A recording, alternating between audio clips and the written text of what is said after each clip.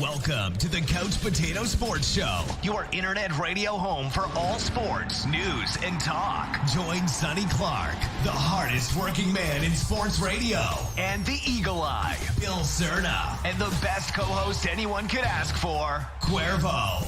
We cover it all. NFL, NBA, MLB, NHL, as well as indoor football and high school sports. Now, it's time. Here's Sonny Clark. All right, everybody, welcome into the Couch Potato Sports Show. It is me, Sonny Clark, the hardest working man in sports radio, here on a Tuesday, 2 days after the Super Bowl, to talk about that game and talk about a lot of things that are going on after the Super Bowl, some of the things that are talking, but I've got to get right to something in case Cuervo takes a couple minutes to get in there. Obi said that he might even join us as well, but I've got to get out there and talk really quick to somebody such as Tom Brady haters. Yeah, that's it. I was trying to find a different way of saying what I'm thinking. And, I was trying to keep it politically correct. I really was. And now I'm at the point where, sometimes, 1 + 1 always equals 2. 2 + 2 equals 4. It don't equal 4.5. It don't equal 3.3. It equals 4. Okay, and if you are a person that goes to my Facebook page, you'll see what I posted earlier today, and a couple of days as well. Obviously, I posted about the show that was going to be going on today, which I'm glad we're going to get Cuervo in here. But I'm going to tell you straight out on my page, I was talking about it, and this is really simple. Back in the day, I posted about a memory that I had that came up in Facebook. And this was many years ago. Many years ago. In fact, it was February 1st of 2015 when Tom Brady won his 4th Super Bowl. And my exact quote was, back on that day was, Tom Brady sealed it. He's the best quarterback to ever play the game. 6 Super Bowls, 4 wins. Let the debate begin. Now, that said, I received some heat back from that statement. What about Joe Montana? Joe Montana won 4 every time he went. And I actually understood the argument then. And so I was willing to let that, at that time, 2015, 6 years ago, let it go. He had 4. So in 6 years, he has won half the Super Bowls. So in that 6 years, he's won half of them, which now takes him to 7. And people out there, it just seems to me that people don't know what they're talking about. They're still talking about Tom Brady not being the GOAT. How dare you say such a thing? That is insanity. It is insanity. In fact, it's not just insanity. The blasphemy. And the thing, not even just to say it, but just to think it. Now, listen, I even made another post, okay? Back in the day, Tom Brady, before he took the stage, Joe Montana was my guy. In fact, I liked Steve Young more in reality. Don't let the trolls get you. I see you there. I see you there, Ryan. But back in the day, Sonny had some mad love for Joe Montana. It was here. But I liked Steve Young more because he brought more to the table. He moved the ball around. He moved himself around. He was able to throw on the run, make accurate throws. That's why I like Steve Young more than I like Joe Montana. In fact, I thought Steve Young would probably outdo what Joe Montana did, mainly because he sat in 3, not 1, not 2, but 3 NFC championship games with Joe Montana at the helm. So I knew this guy was going to be a superstar, that being Steve Young. So when I went ahead and, mad love for both of these guys, and no one could tell me differently. And then then we get this Tom Brady character showing up. We get this Tom Brady guy out there talking and playing. And of course, he comes out of Michigan, so I know who the hell he is. Being a Michigan fan, yeah, I admitted it. But him coming out of Michigan, I did not expect much. I mean, putting that out there. You guys, he's a 6-rounder, okay? Even in the day, I knew 6-rounders hardly even made the team, never mind. And this was back when they had more rounds. So when he got there, I didn't expect anything from Tom Brady. In fact, he had to take over for Vinny Testaverde, who got hurt. So that's where he comes from. And I've been watching the guy ever since because he's a Michigan man, played young, and started winning. And then here we are, literally 21 years later. 21, if I'm not mistaken, he was drafted in 2000 or 2001. So it was at least 20 years ago. This guy was drafted. But man, oh man, I'm going to tell you straight out, as I looked at this whole thing, as I saw what was going on, as I seen what that relationship between Bill Belichick was and Tom Brady, I seen nothing but greatness happen 2 years after he took over that starting role. And I said to myself, if this guy could stay healthy, he could probably maybe surpass Joe Montana. Then he got hurt. Matt Castle couldn't even get him, unfortunately, into the playoffs with an 11-5 record. If you go back into the day, then Matt Castle signs the big contract with that guy's team, making more money than that guy, but yet we don't know. A lot of that money was put to the back ringer and still being paid, and they still will pay that out to him for a long period of time, and I'm talking about the Patriots. But now here we are. Okay? After the 5th one, you guys were insane talking about Joe Montana or Tom Brady not being the GOAT. And you guys actually believe that. So if someone came up and told you after he had won 5 that is Tom Brady the GOAT, the answer, I don't think so, Tim. Yeah, they're still, hang on. And then after the 6th time, when they asked if Tom Brady is the GOAT, I don't think so, Tim. Not out there doing it. And that's where it comes down to Blasphemy! The blasphemy of it. Now, those guys that are out there right now, who seriously, I'm not talking about the ones who are joking or the ones, as Ryan had mentioned, the trolls out there trying to work up Tom Brady fans. But people who honestly think right now that Tom Brady's not the GOAT, you need to get your head examined. Okay, and just as 1 + 1 = 2 and 2 + 2 = 4, okay, 3 + 4 = 7. By God!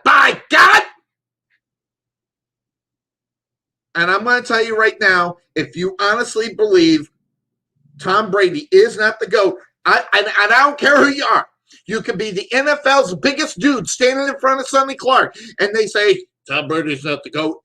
I'm going to tell you what you are, okay?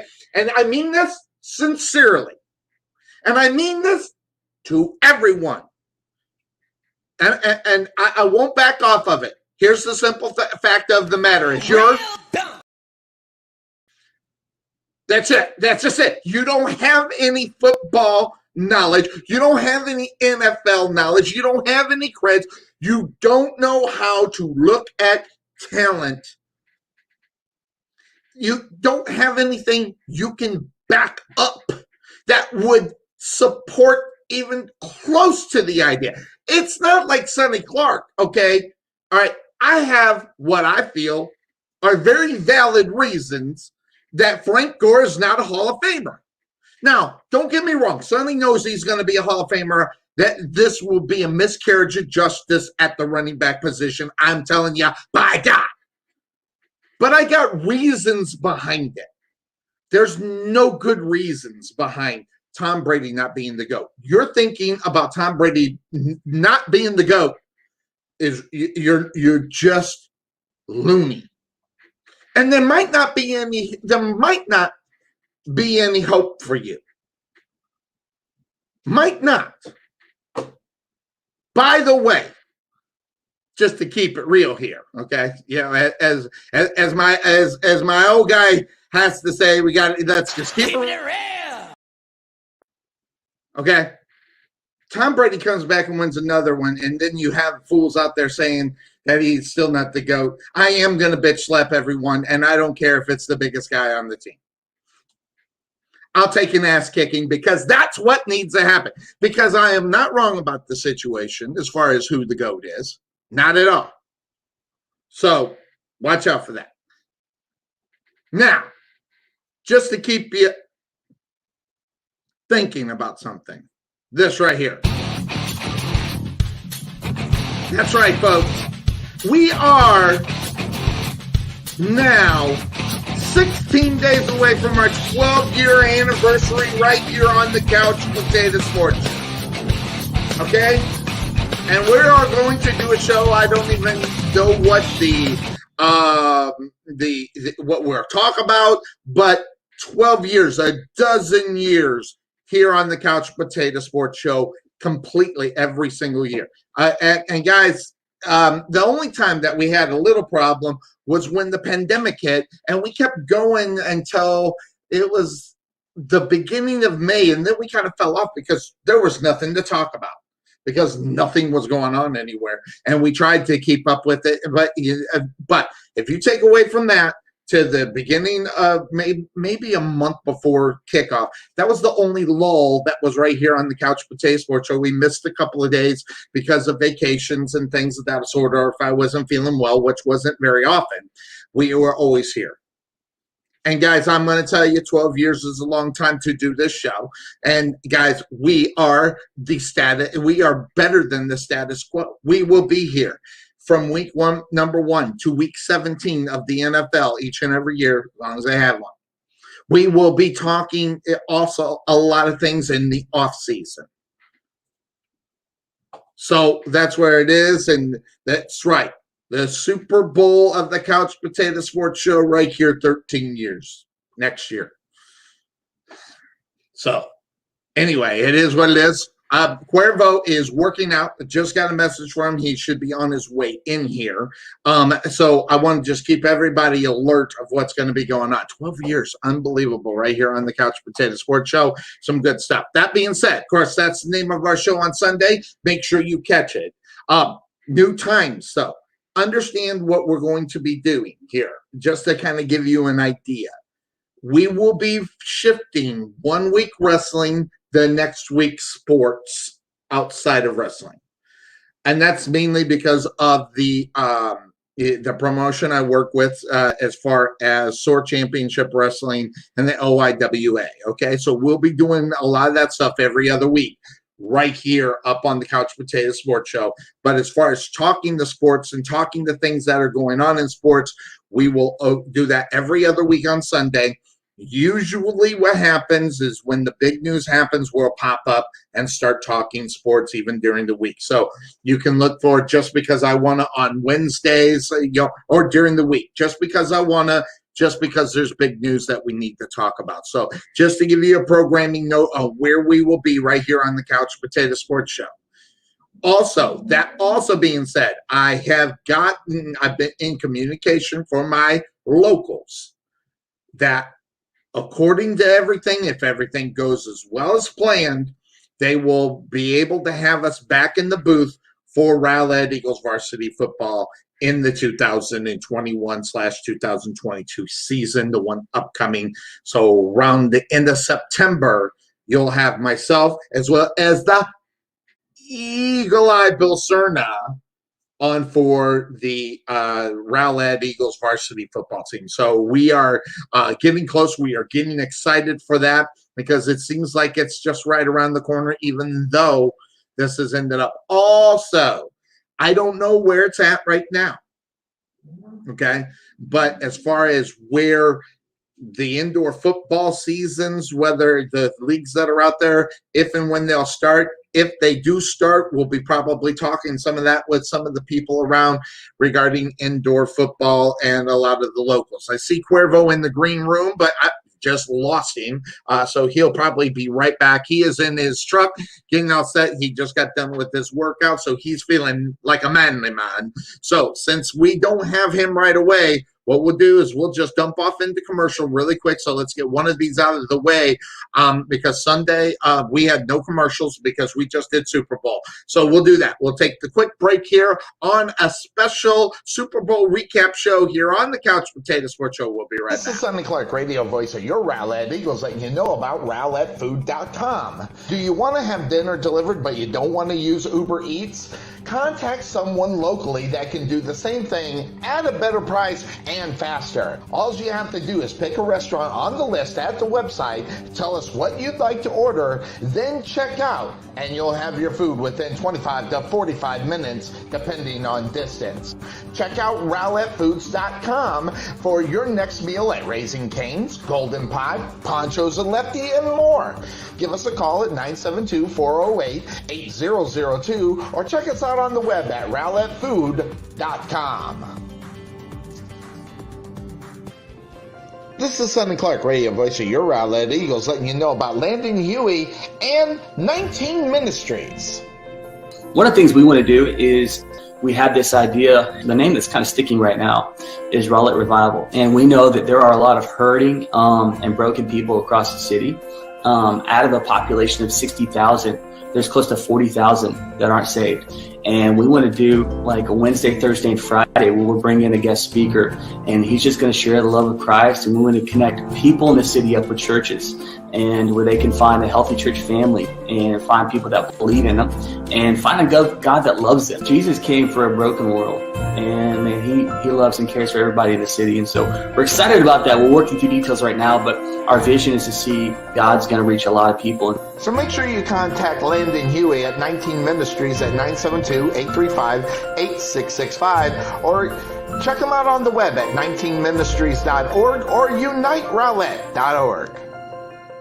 This is Sonny Clark, radio voice of your Rowlett Eagles, asking, are you looking for a new home? Want to know what your house could sell for in today's market? Then you need to contact Realtor Jeremy Morgan with Ray Hubbard Real Estate Group at Keller Williams Rockwall.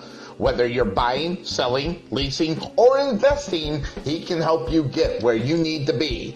Visit RayHubbardRealEstateGroup.com or make an appointment today by calling 214-236-2914. That's 214-236-2914. Jeremy Morgan with Ray Hubbard Real Estate Group, Keller Williams Rockwall. Find out how Merchant Masters DFW, specializing in small business companies, can help you save money and protect your customers' information with our credit card processing and point-of-sale systems. In 95% of our cases, our services save our clients money. So, what makes Merchant Masters DFW different from all the others? It's an integrity-first approach to each client we work with so you receive the very best, including financial savings, lowest possible rates, superior technology, and improved support. So claim your free audit at merchantmastersdfw.com or contact John Beeman at 262-339-5470 for more information. That's 262-339-5470. Merchant Masters DFW, different from all the rest. Ever want to know why Bill and I look so great on our broadcast? Check out K West Designs on Facebook to find out why. Check out all the samples that Kelly has got up so you can see, especially if you have that special occasion that needs something original, something designed, something that just says, this is our moment. Check out K West Designs on Facebook or give her a call at 469-601-5856. That's 469-601-5856. Again, K West Designs. Make yourself look original or different or just something just for you. K West Designs.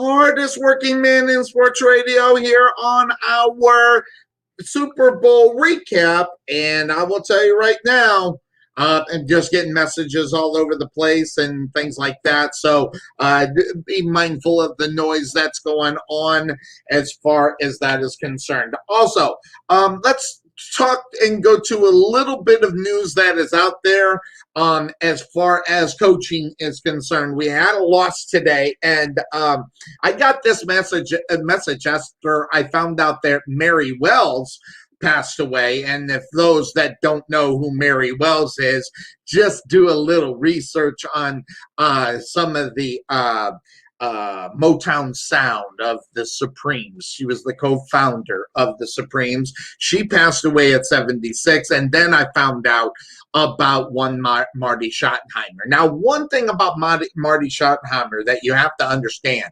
okay, is that Marty Schottenheimer was a guy that really did a lot of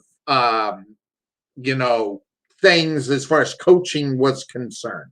Okay, first of all, he was put into the Hall of Fame in 2010, okay? But you also, the understanding of what was going on as far as the United Football League, his big involvement with that. He was the coach of the year and won the UFL championship back in those days.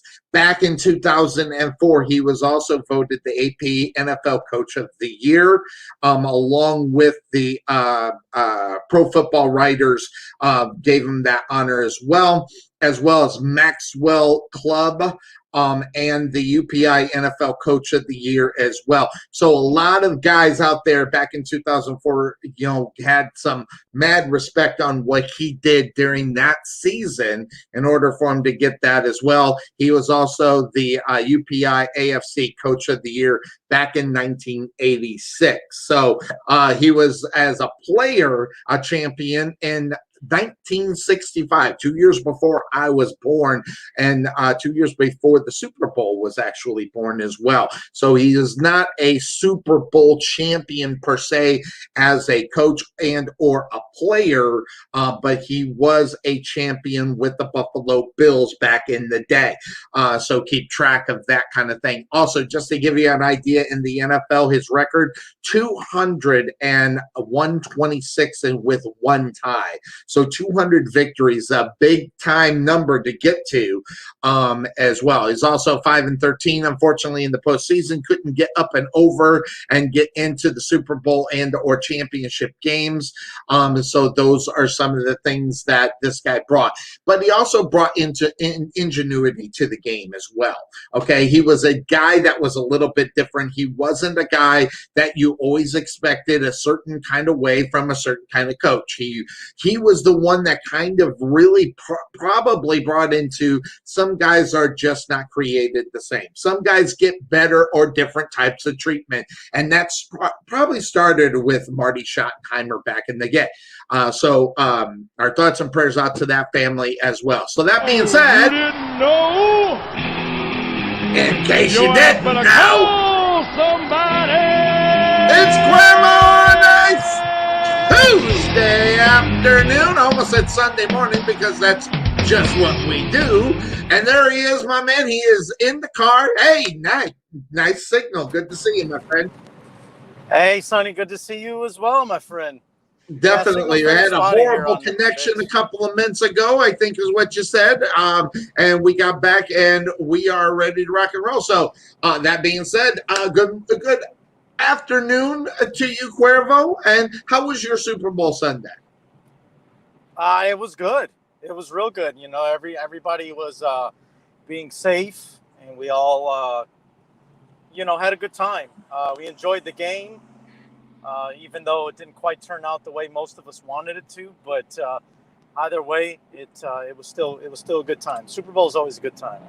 Well, it didn't turn out the way that it turned out the way I wanted to. I did want Tom Brady to win his 7th championship. That I did want, but I did not pick them in order to do that. But of course, I couldn't lose in either way, because this was one of those games in reality that you got probably the best from both sides. I guess you could argue the fact a little bit as far as the Buffalo Bills maybe should have been there, instead of the Chiefs. But I still think we got a pretty good year, pretty good game.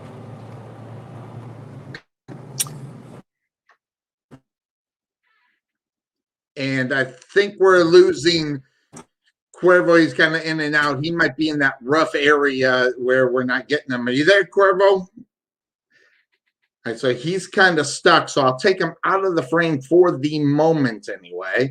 Let me hit that button, and if I see him moving around, because right now he's in a – I really should do this, though. Okay, I just lost it. I was gonna get the freeze face is what I call it, the freeze face, when what their face looks like when their connection freezes up. So hopefully we can be able to get Cuervo back on here at any given moment. Lots of news that is going out in the NFL. Some of the things that people are talking about. Of course, we talked about the passing of Marty Schottenheimer and where he is, but I wanted to jump into a post that I saw that made a lot of sense to me. And something that was interesting that I thought that would be a really good thing to talk about here up on the Couch Potato Sports Show. And I got this off of a Facebook page, and the page is called The Pick Six. And it was a lot of things, and they called it Overreaction Monday. And there's a lot of validity to what they're talking about. And when Cuervo gets here, we'll probably jump into that. But starting with Patrick Mahomes, the thing that was there, okay, the thing that was there and what was being said after the game. Okay, this is after Patrick Mahomes, unfortunately, laid an egg. But the big talk, Patrick Mahomes, oh, he's overrated. We just saw the reason why he's overrated. Guys, I'm going to tell you right now that people are so quick to overreact to one single game. I'm really good at it, by the way, just so that you know. I know how to overreact to certain things and certain things that I see. I'm really good at it. But Mahomes, guess what? He can't block. He can't catch 2 touchdowns in guys' hands. Okay? He can't do that himself. So you got to look at, and some of the passes that he made were crazy, crazy. And not only that, crazy good. But I will tell you, Cuervo, a lot of people overreacting and saying that Patrick Mahomes is overrated. Cuervo, set them straight, because they have lost their mind. Big time, Sonny. I mean, anybody that thinks that Patrick Mahomes is overrated should be kicked in the head. Because maybe it'll help get the screws back in place that are loose in your brain. Yes. Listen, here's what I'll tell you. I don't think Patrick Mahomes is overrated by any stretch. Nope. If anything, I think Patrick Mahomes got absolutely 100% screwed in that game on Okay. Sunday. All right. So talk to me about what you. By the way, don't forget we have a subject that we forgot to talk about on Sunday, and I'll remind you in just a moment. But why do you think that Patrick Mahomes was screwed up on Super Bowl Sunday? He got screwed over by his own team. And the reason he got screwed over by his own team is because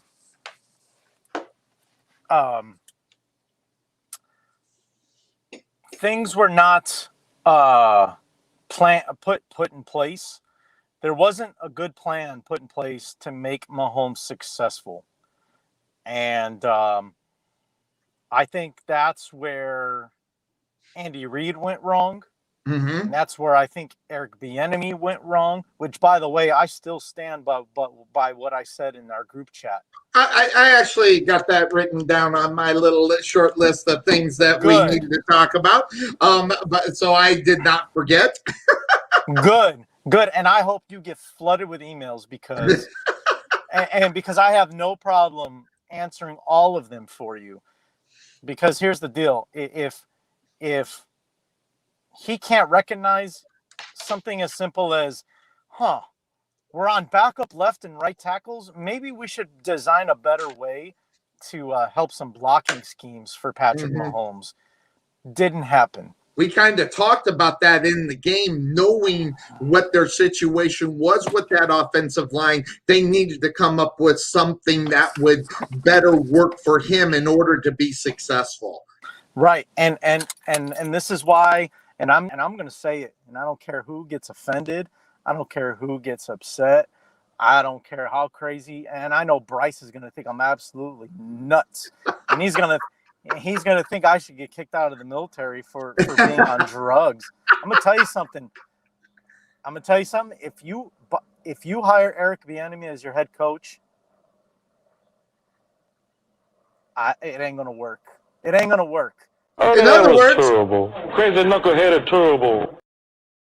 That what you're saying? It's a crazy knuckleheaded move to bring on Eric Bieniemy, and I guess the reason why you're saying is that he didn't adjust to what was coming to him, knowing what was coming to him, knowing about. And by the way, if you watched Tom McManus on this show, he said it almost perfect. That game wasn't won with all the touchdowns and everything. That game was won on the offensive and defensive line.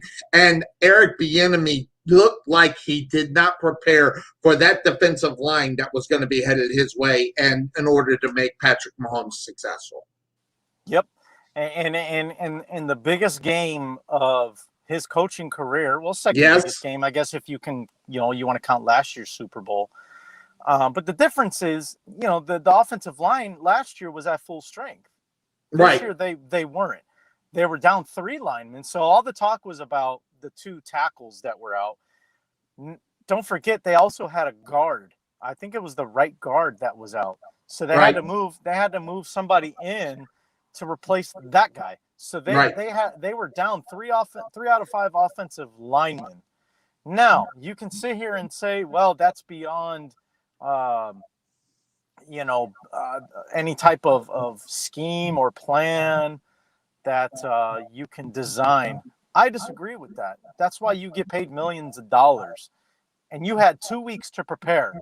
Yep. And that offensive line, Sonny, they looked lost out there.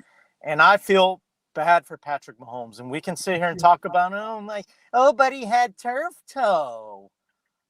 I understand that. And I get it. Well, maybe if he didn't have to run for his life so much, he wouldn't have turf toe. Absolutely.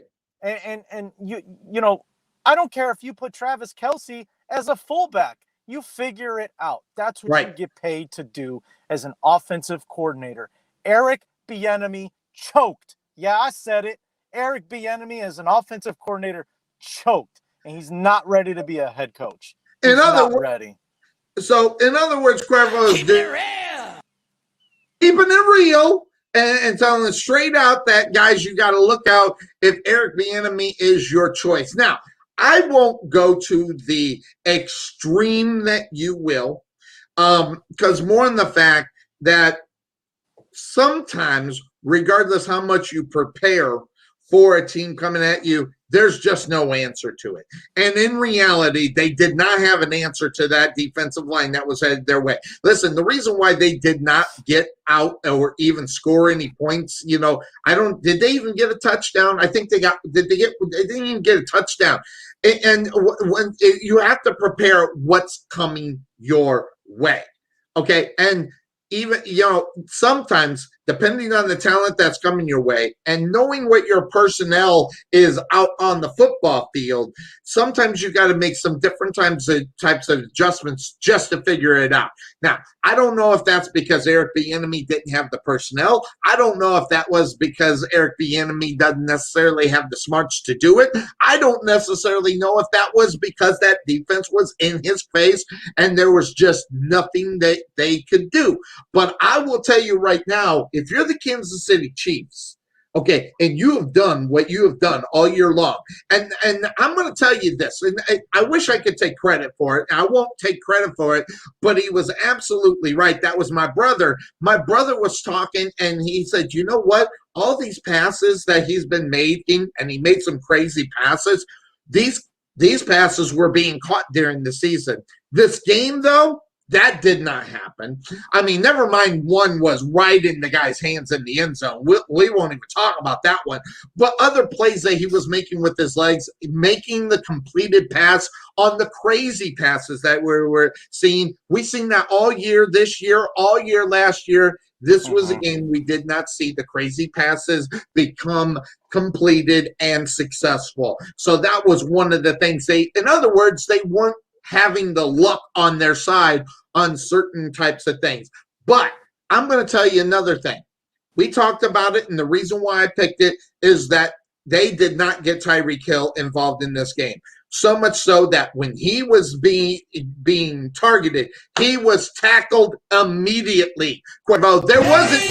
Don't hold back.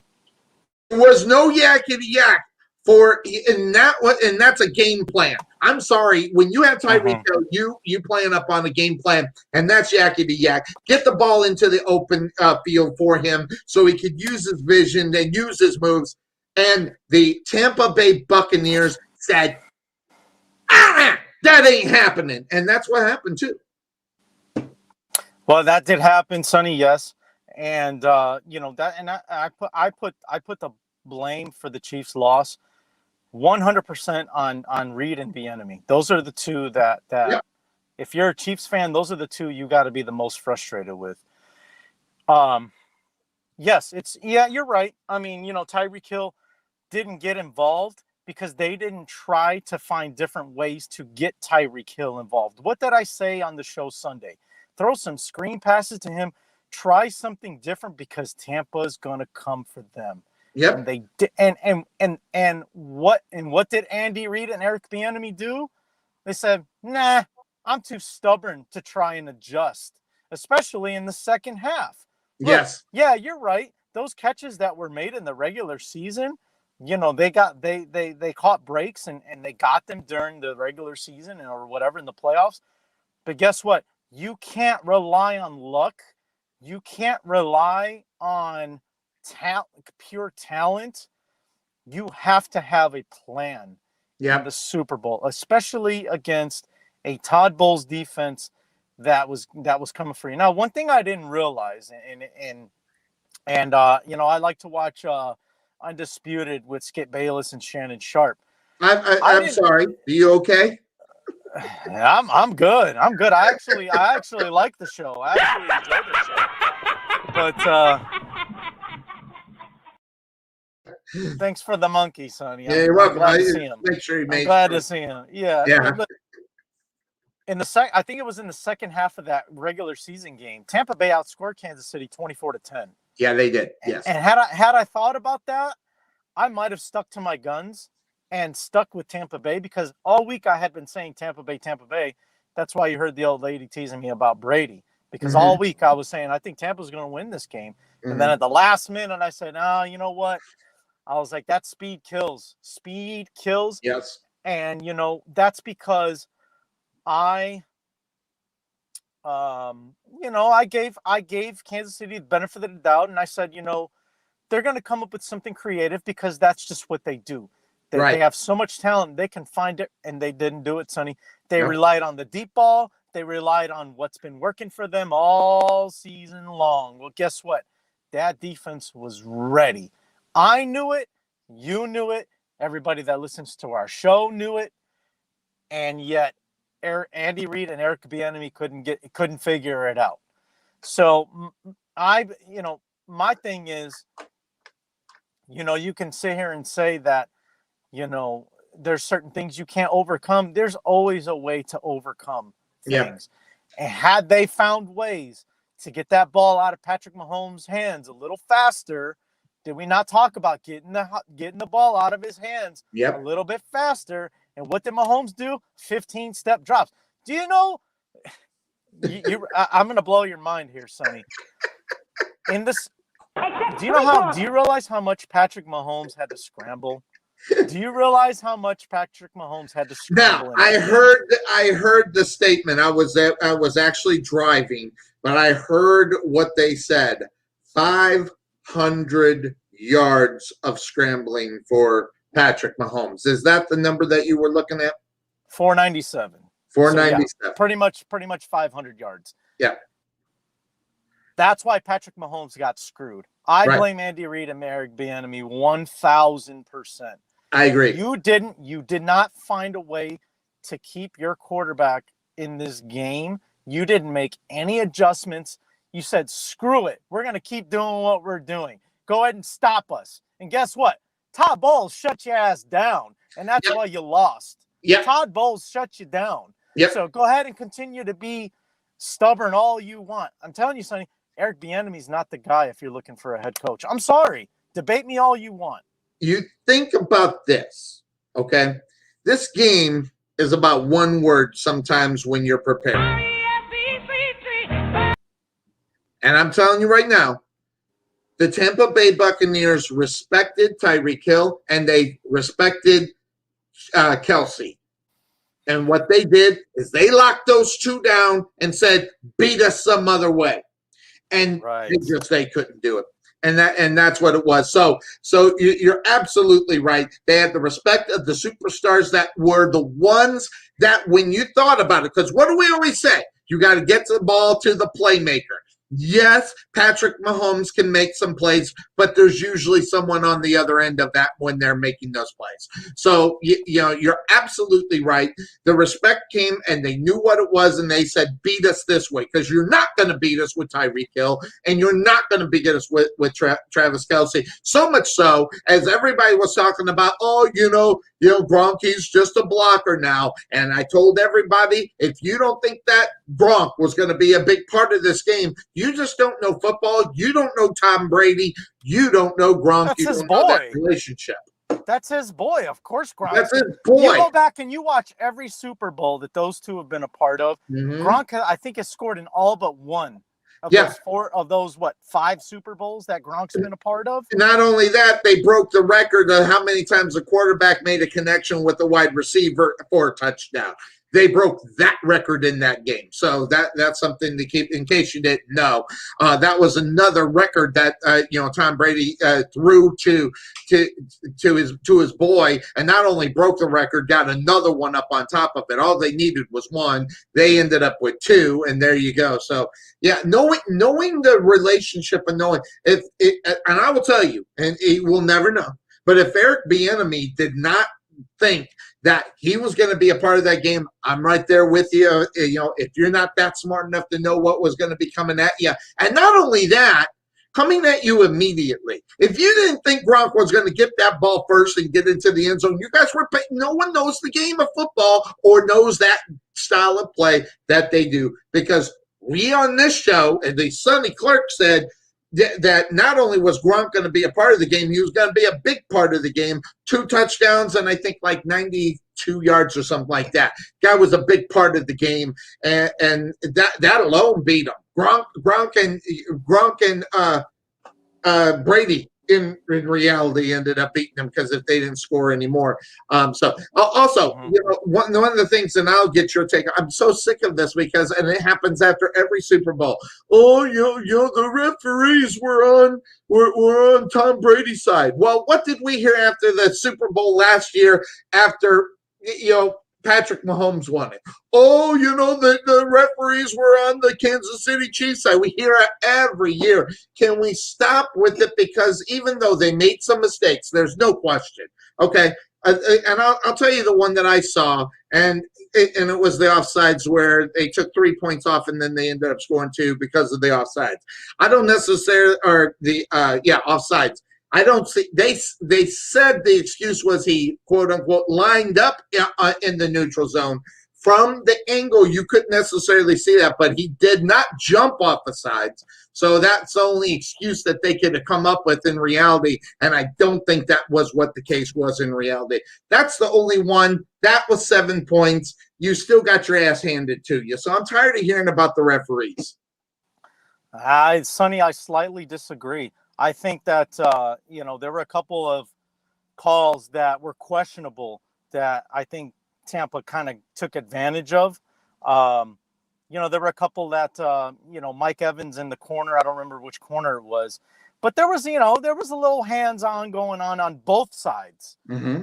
But yet, Kansas City was the one that got called. And even the one in the end zone with Tyrann Mathieu, that's when you got to let him play because of where the ball was. Yes, I agree, and it just seems like the refs didn't let them play. Now, the one that I look at and I say, "Come on, Spagnuolo, you should have known." And he did it. He did it against Green Bay at the end of the half. Every time, Tom Brady, if he's got the ball with less than 2 minutes to go before the half, he's gonna take a shot. You got to recognize that. You're absolutely right. And what did the corner do?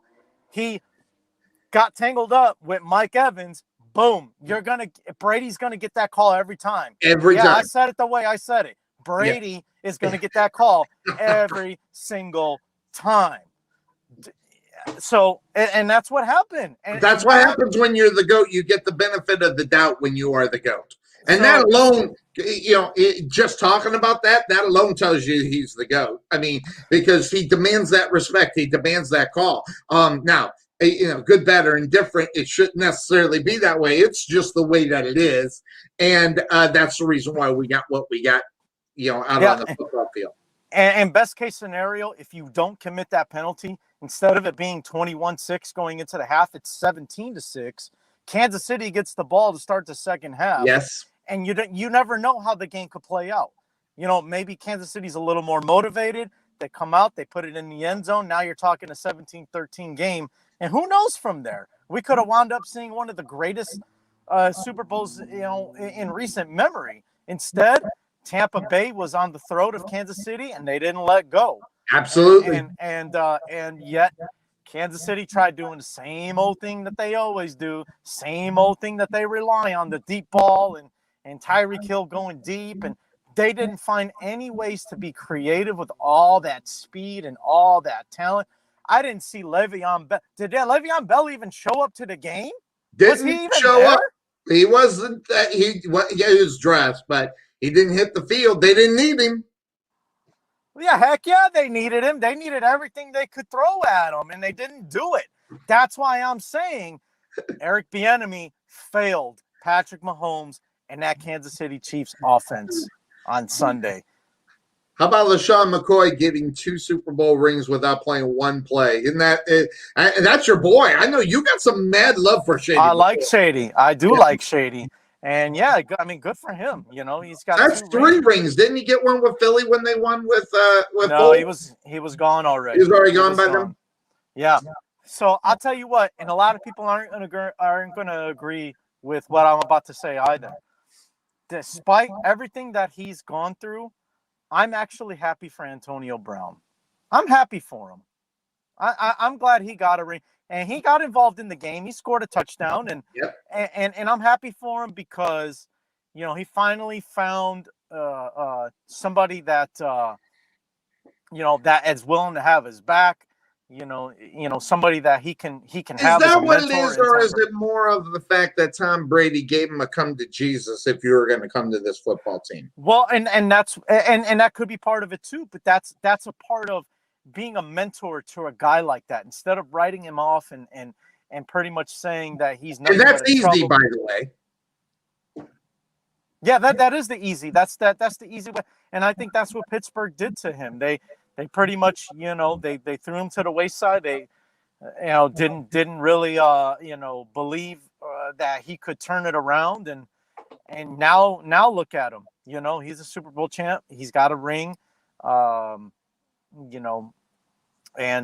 he got one before Juju and all the other guys that took over his spot as the leading receiver on that team. And look, I mean, you could say what you want about him, but I think this is what Antonio Brown needed in his life. I don't think you're ever going to hear anything negative about this guy ever again. I hope so. And more the fact that, I think a lot of people are me. I don't want to hear his nonsense. I just want him to play football just as much as anybody else on the football field. Well, we didn't hear about him all season. He was a good boy. The reason why you can feel the way you feel about that. And I'm right there with you, because not only that, I hate to even say it, but I'm going to say I'm actually a little bit proud of him for, as The Rock says, knowing your role and shutting your mouth. And that's exactly what he did. And there's some validity to the statement of knowing your role and shutting your mouth. He gets involved with the game big time, gets the touchdown pass. And then all of a sudden, not only you got to worry about everybody else. Oh my God, Antonio Brown, you got to actually worry about him. Yeah. Yeah. And I think that's, I don't know for sure yet, Sonny, but I think Tampa's going to take a hard look at bringing him back for another year, depending how much he's willing to get paid. Yes, get paid. Yep. Yeah. So and if he's going to chase the money, then I think he's gone. But if he's serious about just playing football and being in a place that he's going to be happy, he's going to take $1 million. And play with Brady and continue to stay, be under his wing and try to go back to back. Right. But Le'Veon Bell or Antonio Brown, we're going to get in there for him, or Pittsburgh Steelers. One of them we're going to walk out with a ring, and regardless how much they participated. But that being said, of course, that's the name of the show on Sunday, Cuervo. For you today, I had one of these moments. I had this moment for you today. Okay. All right, let's hear it. All right, because not only have we heard about some of the things that people are talking about for your Chicago Bears, I actually heard the rumor today, and I don't think you even heard it. I don't know if he's former or if he's still there or if he's a free agent. But one quarterback from the Jacksonville Jaguars, Gardner Minshew, was actually being waved around in Chicago Bear land, I heard earlier today.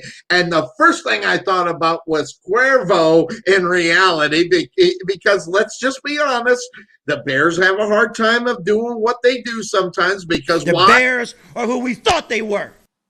And they do those kind of things, but it looks like from some of the things that I've been hearing that it might not be Gardner Minshew. Maybe it will. Maybe they'll pick him up as a third. Hell, who knows? That's where he really needs to be because that's how bad he sucks. But that being said, Carson Wentz is rumored to actually be he's packing right now, and all indications, he's going to be a Chicago Bear. And, we talked about it on Super Bowl Sunday. What did we talk about? The Bears are who we thought they were. That's what they do. They go out, whatever seems to be the hot commodity or whatever. They're getting out of the bad contract that they're going to get with Nick Foles because, according to what people are reporting, Nick Foles is going to go back to Philly within that as far as the trade is concerned. So I got to ask you, first of all, the Gardner Minshew is just a great story, something to laugh about. It's like I'm giving you my sloppy seconds. So I'm just going to hand them over to you. Yeah, that's right, in football terms. And I'm going to hand Gardner Minshew over to you. But what do you think about the Carson Wentz coming to the Chicago Bears and playing with the guy that's just over your shoulder right there? But he won't play with them before them, the Chicago Bears. Yeah, well, having Carson Wentz in a Chicago Bears uniform, I want 100%. I want no part of that. No, thank you. I pray to the football gods. I pray to, Papa Bear staring down at Hallis Hall. I'm praying to, Walter Payton and now Gale Sayers and all the other guys that are up in Bear heaven. Do whatever you got to do to talk Ryan Pace out of making this trade. For all that is holy in football land. This is total BS. Trade. It is total BS. Please don't do it. Please don't do it. And you're going to get a double whammy because somehow they're going to end up with Gardner Minshew too. Let me tell you something. I'd rather have Minshew. You know why? Because if they get Minshew, it's going to be for 1 year and it's going to be for dirt cheap. Carson Wentz, on the other hand, for an injury-prone quarterback, you're going to wind up paying $20-something odd million, and he's probably going to play half the season because he's going to wind up getting hurt. You know why? Because you thought Kansas City's offensive line looked bad. Go watch some Chicago Bears highlights this year. Holy crap! I mean, it's like I don't know how to compare it, but it's like, hot knife through butter. You just be able to melt right through that offensive line. So that's, you want to make a splash move, Ryan Pace. Go out there, find you some big name offensive linemen that are available, and go make that move. That's a must. That's a must. No, regardless, whatever the hell they do, whether it's Gardner Minshew, which is the funny one, or the Carson Wentz thing. But if he picks up one of those two, it's some. I'm telling you, this is not the move to make. I am so with you. As being the closet Bear fan that I am, I don't even think this is a good idea. Now, what they always say, Cuervo, after you've been in a certain place for a certain amount of time, sometimes a change of scenery is going to be good for you. Do you have any hope of the change of scenery being, in the Bears or your Bear fans' window right there? Do you see that happening? Well, I follow a few Facebook, Bear fan pages, Sonny, and honestly, I think, and I tend to agree, and I know I'm gonna get the monkey again, and that's fine. I love seeing the monkey, but it makes a lot of sense. I think I didn't even say anything. How do you even know? Yeah, you did. You said it makes a lot of sense. No. What I'm about to say makes somewhat sense. And I'm going to get the monkey, and I don't care. I think the Bears need to focus on improving the offensive line this year. Okay, that's not monkey worthy. That's a fact. And I think we should re-sign Mitch Trubisky for one season. And you got both monkeys, man. That's right. Listen, here's the deal. Mitch will come back for cheap, right? So you're not paying a boatload for a quarterback. You're just trying to solidify that offensive line. And I think next year is when you go and you try and get yourself a big name quarterback. depending on who's available at the time. Whether it's Sam Darnold or, someone else out there that is going to wind up becoming available, because I don't see Sam Darnold being with the Jets much longer, Sonny. And so if you solidify all that offensive line and you can pitch it to Sam Darnold and say, this is why you need to come to Chicago, I'm cool with that, because he's going to have protection, unlike what he's got with the Jets. So, and then at that point, you start getting some playmakers. Hell, you know what I mean? Do what you got. Try to find a way to lure Chris Godwin out of Tampa Bay, because he's probably going to be gone after this year. You're not going to be able to keep everybody. Everybody's going to come back. So everybody's going to take a pay cut and try to redo it if that ends up that's the plan. 48 hours after winning the Super Bowl. Exactly. Until they give it some time. Give it some time. But here, Cuervo, I'm going to do you one better. Okay, because it would be rude of Sonny Clark if I didn't, do myself one. Not only should they keep Mitch Trubisky, he should start. Yes. And I know that's monkey worthy, but you look at those last 6 games last year. Now, you know what I think about the last 6 games, right, Cuervo? You know what I feel about last 6 games. But the difference between those last 6 games and somebody else that, has the last 6 games that mean nothing, those games meant everything in reality, all the way up to week 17. So you've seen the communication between coach and player. And you can say whatever you want, whether you like the coach or not, but he's going to be there next year. Okay, he's not going anywhere. So you need to keep whatever is working, and what seemed to be working after they made the switch from Nick Foles. And believe me, all right, they're not getting rid of getting Nick Foles back in Philly because they think Carson Wentz is better. So you're in the same situation regardless. Whatever the case may be, whether it's Nick Foles or Carson Wentz, I'm telling you right now, I am going to say, you start Mitchell Trubisky, find out how he does within the first 6 weeks of the season. And then if you're going to see where it's going, see the development or non-development of what you're going to get with Mitchell Trubisky, then you can replace him with Carson Wentz, because what's the difference at that point?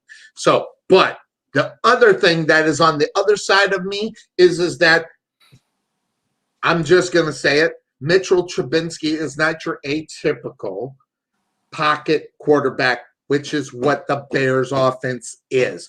The Bears offense is not this guy that runs around and makes yards with his legs. The Bears offense is the guy that sticks into the pocket and makes plays with his mind and his arms, not his legs. So, so it just all depends on what you're expecting from the Chicago Bears, because, it is real simple. When you're looking at the Chicago Bears, and we can laugh about it all. The Bears are who we thought they were. They don't like to switch that up. You know what you're going to get with the Bears. They're going to smash mouth you in the face on the defensive side of the ball and be adequate on the offensive side of the ball. And that's where their success is. It's what it's been for their whole history. The Chicago Bears never really had an offense that just says, holy shit, here we are. And that's even with Walter Payton. That's even with Gale Sayers. They had nothing else but Gale Sayers during the time. But after they moved away from Gale Sayers, guess what? They became your traditional offensive, I won't say powerhouse, but a traditional setup for your offense, which is pocket passer. Yeah. Yeah, well, I mean, there were a couple of good years offensively for the Bears, but then it was like you traded off terrible offense for terrible defense. Yes. And so, back when Mark Trestman was the head coach, the Bears had the number 2 offense in the NFL. Before he stepped in, I remember that. Yeah. Well, I mean, he helped create that offense to be, but after they had traded for Brandon Marshall, they drafted Alshon Jeffrey, Matt Forte, Jay Cutler, and I'm telling you, when you say those words, Cuervo, God, the Bears missed out on an opportunity there. God, they did. Because, listen, as much as I wasn't a Brandon Marshall fan, the guy had skills. I mean, the guy had skills. Matt Forte had skills, even to a certain extent. So did Jay Cutler, to a certain extent. If we could have got the Jay, just maybe 3/4 of what we expected from Jay Cutler, they would have had a potent offense at that time with the personnel that they had there. Yeah, if we would have gotten Denver Jay Cutler, then we'd have been on our way.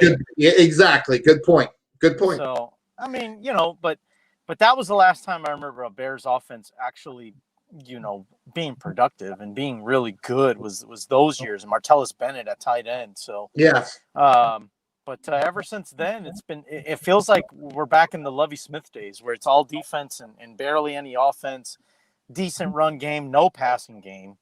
And so, but I'm going to be interested to see how next year plays out. As long as that Wentz trade doesn't come through, Tariq Cohen will be back because rumor has it that Tariq Cohen's part of that deal. Mm-hmm. Send that part's. I don't think that part's happening. By the way, I think they get it done without him being part of that. I don't want him gone. I like Tariq Cohen. Yeah, he needs to stay. I agree. I like the change of pace that he brings to what David Montgomery does in the backfield. So, it's a thunder and lightning type deal where you got, when you have those two together. So I think it just creates more opportunity, creates more, another dimension for that Bears run game. And but again, it all means nothing, Sonny, if you can't get protection, if you can't create holes for the run game, if you can't create pockets for whoever the quarterback's going to be to throw the football, then I don't care how much talent you can have. You could have I don't know who would you consider the best running back in the game right now, but you could have that guy back there. You could have Michael Thomas. Well, Cuervo, you know who the best running back is. This guy right here. That's the best running back in there, right there. Should have won the MVP. Well, yeah, I mean, and you can argue between him and Alvin Kamara down in New Orleans. So you can have both of those guys. But you know what? If you don't have the linemen to make the holes for them to run through, makes sense. It is all for nothing. So you need to get that. You need to stop worrying about who the quarterback's going to be and start worrying about who's going to be protecting the quarterback. Absolutely. So, by the way, what's your time restraint right there? So I am actually a little bit over, but I can always ask for forgiveness than permission, right? So, but yeah, I mean, honestly, Sonny, like my last words, I think Sunday proved that offensive line is so much more. I don't care who you have at quarterback, you got to have protection. Even the great Patrick Mahomes with the diving throws that he was making, which almost got completed, by the way. Yes. But yes. You see some of the throws. I mean, this guy's throwing with his body being horizontal. Yes. Completely horizontal. Damn near completed the pass. But you know what? You can have – it don't matter who you have at quarterback, Sonny. If you can't protect the guy, then it's all for nothing. So and there it is. What you just said right there, it's all for nothing. Look at that stat line. Okay, the stat line is damn impressive on the Patrick Mahomes side, but that just goes to show. And I'll tell you right now, and I'll just say it.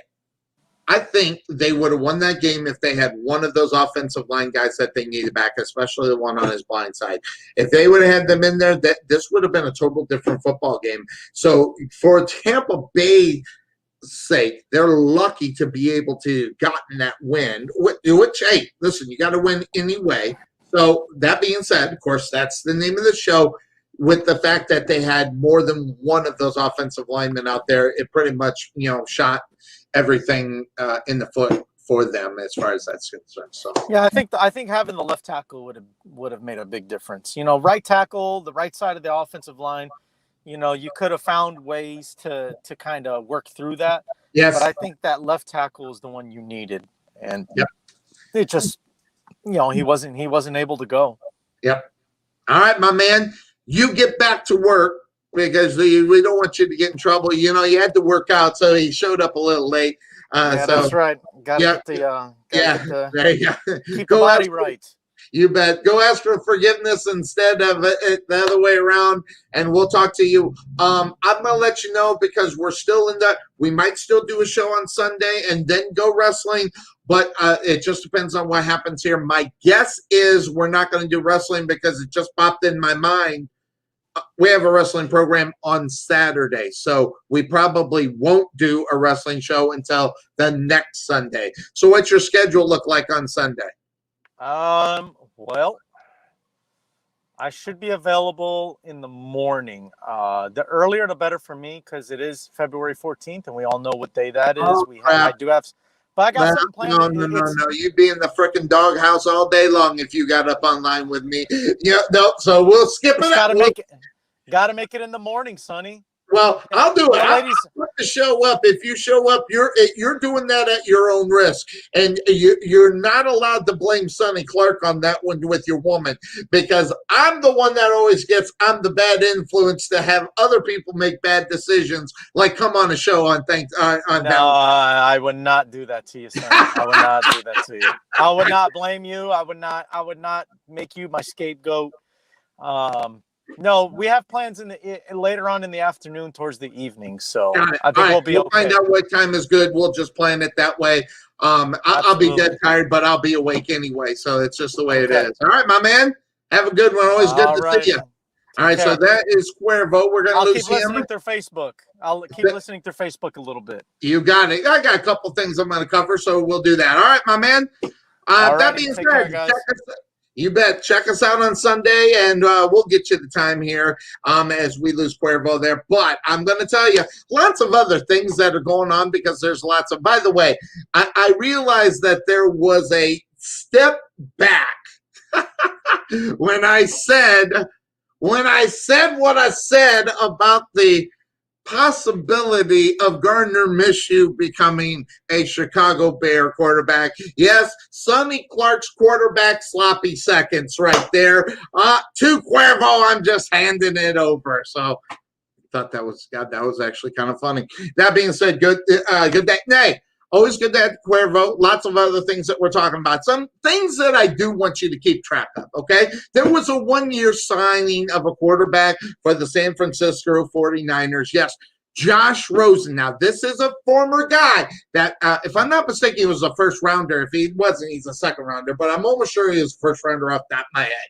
That having been said, he is signed for the backup role in reality to Jimmy Garoppolo if he stays. Now, that's also another thing that people are talking about. Will Jimmy Garoppolo be back next year? I don't know. Everybody says he is, but hey, guess what? Matthew Stafford wasn't going anywhere either. All right, so don't forget about that kind of thing. That's one of the things that when you look at a guy like a Josh Rosen, listen, this guy is not your number one guy. Let's be honest, okay? I love me some Josh Rosen. I like it. I think that really in reality, this is a guy that has been screwed over the years as far as opportunity. I mean, he obviously started off with the Arizona Cardinals, and we already know how that ended up, which was no good. And then he got an opportunity elsewhere. But I'm going to tell you straight out, as far as what I see from certain players in the NFL, I think this guy still can play. And I think if you overlook him, I think this could be a guy that will come back and bite you in the behind. And I think he's got that ability depending on what team he plays for. Now, is that team in reality the San Francisco 49ers? We won't know that because one Jimmy Garoppolo will be the starter there. We'll find out if he is capable of being the backup in San Francisco because, as we know with Jimmy Garoppolo, it's not if you get hurt, it's when you get hurt. So, and talking a little bit about what Cuervo was talking about, Patrick Mahomes being overrated, he is absolutely right. He is not overrated. That guy's a superstar. And I think I'm with him. Coaching staff maybe let him down, and obviously not being able or coaching up the personnel that was going to take the place of the badasses that were going to be there. All right. So more overreaction. The Tampa Bay Buccaneers are going to repeat as champions. Whoa, whoa, whoa, whoa. Can I just say whoa again? Just whoa. Let's slow down. Listen, Sonny Clark's got some mad love for Tom Brady, okay? But first of all, if they play in the first part of the season like they did in the first part of this past season, that might be a problem. That might be a huge problem. Okay, here we go. Yes. And we also forgot about Peter King. We forgot about Peter King. Doggone it. I didn't look at the list. I was just talking to you. I did not see right there. Peter King. I had it right there on my list. That being said, we'll get what Cuervo has to say about that. But where was it? Oh, yeah. So look out for that. Tampa Bay automatically repeating. Listen, Tampa Bay's got to play better during the regular season. Okay. And then second of all, they're going to have to get the signings. Okay. They got to get the team, the guys that they think are going to be able to get the job. Now, then the question is that Gronk? Guys, I'm telling you right now, Gronk is going to be a part of this football team next year. If you don't think he is, or you think he's a goofball, or don't think that that's something now going to end up happening, I'm telling you right now, I think it is. I think it's something that you've got to keep in the back of your mind. And the reason being is that the success of what it is, you keep it that way. It's not something that you just stop. And believe me, I know Tampa Bay's got cap problems. Believe me, I've heard about it all day long yesterday. But listen, these guys are willing to just drop back and say, listen, we'll go ahead, we'll take a little bit less money. Mike Evans is one of those guys that are going to be, saying that and doing it. And listen, I'm going to tell you right now, Mike Evans is going to take a pay cut. Be happy that you're a Tampa Bay Buccaneer fan because, listen, Tom Brady will find a way to reward him by getting him the ball so he can even make more money, whether it's right there in Tampa Bay the next year afterwards or to get him out on free agency. That's just the way that part works. But to automatically say that the Tampa Bay Buccaneers are going to repeat as champions, there's still Drew Brees there. There's still Aaron Rodgers there. Aaron Rodgers, obviously, the MVP of the league. I don't think he should have got it, but it is what it is. But don't go crazy. I realize some big names are hitting free agency. Rob Gronkowski, Chris Godwin, Antonio Brown, Shaquille Barrett, I think, is on there. Levante David, Leonard Fournette, and Sue, those guys. But I'm telling you right now, I think they keep it all together and go from there. And, I don't like to throw conspiracies out there, but who knows if maybe Deshaun Watson will end up in the NFC. So if not for the Tampa Bay Buccaneers, but just in the NFC, you're going to have to figure out a way to beat that guy, maybe. Because all hail to Deshaun Watson. Okay, everybody was talking about him. Everybody, listen, this is the next big thing. All those things. Say whatever you want about Deshaun Watson. Deshaun Watson makes plays. And I'm not necessarily a Deshaun Watson fan, but there's the GM saying right there that they are going to keep him. Listen, that guy, if he is on the Houston Texans next year, I would be shocked. I'm telling you right now, you can say whatever you want about Deshaun Watson. That guy's a playmaker. And what did we say on Super Bowl Sunday? You get the ball in the hands of the guys who make plays. Again, I'm not a Deshaun Watson fan. That being said, I'm not going to deny the guy's talent. But if he ends up in the NFC, that's yet another team that Tampa Bay has to beat with him in there. Also, remember Tom Brady getting to the Super Bowl? Do you remember what they had to do to get to the Super Bowl? They had to beat 3 Hall of Fame quarterbacks to make it there. So, understanding what's going on there, They were in a huge place. Three Hall of Fame type quarterbacks that they faced in the playoffs, or in the playoffs and in the Super Bowl to get it. Listen, say whatever you want about Patrick Mahomes. Hey, if that guy stays healthy and he does what he does, doesn't have any significant injuries throughout his career, that guy will probably be in camp. So he had Drew Brees in the playoffs, as well as the MVP Aaron Rodgers. He beat him, and then maybe the future GOAT as well in Patrick Mahomes. That's 1, 2, 3, man. That's a tough thing to get around. But Tom Brady looked amazing. So, but I'm telling you right now, Deshaun Watson really kind of makes that whole thing a little different. The looking of the NFC will be totally different.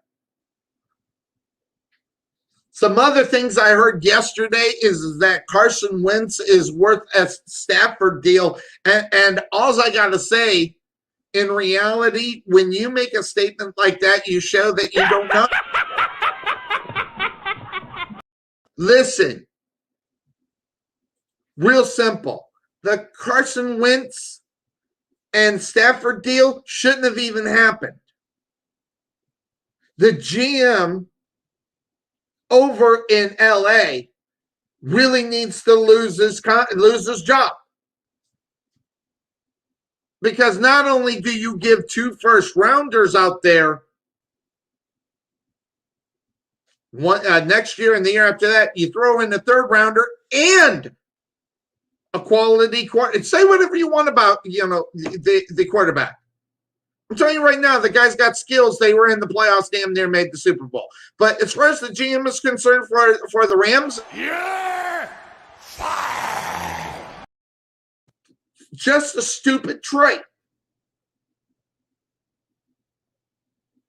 2 first-rounders and a 3rd-rounder. So 1st and 3rd, and this one, never mind their own picks.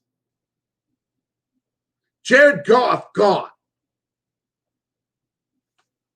Now, Jared Goff's contract, let's just be honest, wasn't the best. And I just kind of wonder who's actually going to eat some of that contract. I think the Rams are going to eat some of it still too, which if that did happen, it's what it is. And the hot take of the day in reality regarding the Super Bowl is that the Chiefs lost the game because of penalties. It's such a My God, it's such a weak excuse. Yeah, I said it. And I don't care who it is. It's such a weak excuse. If your excuse is out there saying that they lost this game because of penalties, you don't know football. You shouldn't even have a right to be able to say that you even think you know about football. It's just a dumbass statement, and you shouldn't be making those kind of statements. You just show your ignorance when you're there. It is just unbelievable. Some other news that's going out, some rumors, is that, guess what? Maybe the Buccaneers might be looking at former Legion of Boom guys. The Legion of Bungholes. And I'm not talking about Richard Sherman. I'm talking about the other 2. Will they take a pay cut to play with Tom Brady? I don't think Earl Thomas is, all that great. But they got Winfield there. And I will tell you, I don't know if Cam can play anymore. So just the thing I heard, and if you know anything about me, you know how I feel about the Legion of Bungholes. That will not do in Tampa Bay, because Tampa Bay obviously is a team that has their priorities, and that's winning football games, not having the egos the size of Mount Rushmore. Just don't do it. That also being said, to the LA Rams, let's go back to them a little bit. As I sent this out in the thing, guess what? free agent Marvin Jones has interest in signing with the Rams. That's according to Adam Schefter. And listen, say whatever you want, okay? That guy's a badass. And yes, he's going to be teamed up with Matthew Stafford. And listen, Matthew Stafford is going to have a little bit more of an opportunity to be a really good quarterback. In other words, he's going to have the opportunity to throw to people who have the opportunity to make plays for him. And he's probably going to get to do it often because of the base of the offense of the Rams being the passing that they are actually halfway good at.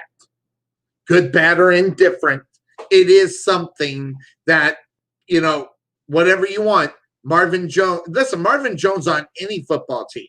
But, man, get him to where he's comfortable, get him to the Rams. That's only good for the Rams in reality. Good, bad, or indifferent. I love me some Marvin Jones. Always have. You watch the show.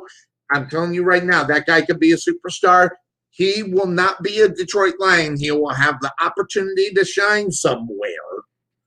And whether that is in LA with the Rams or another football team, guess what? That's only in his best interest in reality. So say whatever you want. It is what it is. And yeah, sometimes you have to admit that you got your ass kicked. And that's what Kansas City did. They got their asses kicked. So. Well, guys, that's going to do it for me, Sonny Clark. We had Cuervo on for a little bit and talking a little bit. He wanted to get in on the game. So we actually will be on air on Sunday, realizing that I forgot there is a wrestling program on Saturday, that being February 13th. So we probably won't talk wrestling until then next week. So we will have our regular show. We'll tentatively set it up in the morning. I'm going to find out what is the best time for Cuervo to where we get more Cuervo. There'll be lots of other things that are going to be coming up in the news and lots of things that people are going to be talking about going into that Sunday. Hell, as it is, there's so many things that are going to be going on. And 2 weeks after the Super Bowl is when big news comes out. We already had news outside of some signings and everything, but again, the loss of Marty Schottenheimer is a big one. And other words, look out for it. That also being said, this was actually and of course I was working before we got up onto this show, so to me it's breaking news. Patrick Mahomes is going to be scheduled to undergo foot surgery on Wednesday after playing through a toe injury through the postseason. And that's according to Ian Rappaport. So, interestingly enough, that things are what they are. Gronkowski celebrates the Super Bowl win at Disney World. Good, bad, or indifferent. I don't know. Good. Yeah. He's just that young guy. Right? He's just that young guy that is a goofball. But other news out in the NFL, Richard Sherman says he wants to play for 2 more seasons. Will that be in a 49er uniform? Probably not. So you might want to get a hold of NFL.com and make sure you get his jersey if that's what you need to be there. So watch out for that. So, guys, that's going to do it for me, Sonny Clark, the hardest working man in sports radio. Join us on Sunday. Again, we'll put the time out so you can find out what time we'll hit it. That's going to do it for me. Wait, there's one more comment.